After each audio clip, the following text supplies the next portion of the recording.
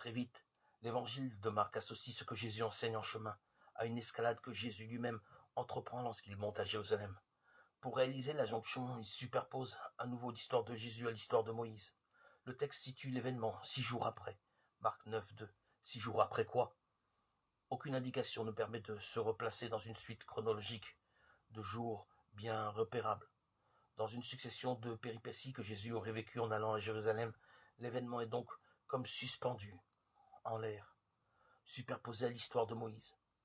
Il devient, en revanche, important pour la dynamique que Jésus lui-même vit lorsqu'il est en chemin. Jésus prend avec lui Pierre, Jacques et Jean. Il les fait monter sur une haute montagne, à part, seul. Marc 9, 2. Tous les éléments de la phrase comptent, en particulier le dernier qui évoque une mise à l'écart. C'est lui qui accroche le chemin de Jésus à l'histoire de Moïse.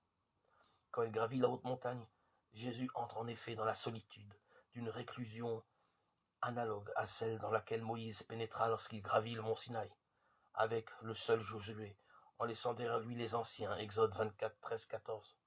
Pour conclure son alliance avec Israël, Dieu avait demandé à Moïse de vivre cette mise à l'écart, en disant que Jésus prend avec lui 3 disciples. Le texte de Marc dessine aussi l'imposition d'une rupture.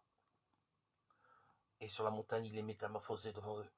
Marc 9, 2c. Quand les évangiles de Luc et de Matthieu racontent, ils décrivent alors ce qui arrive à Jésus. L'aspect de sa face devient autre.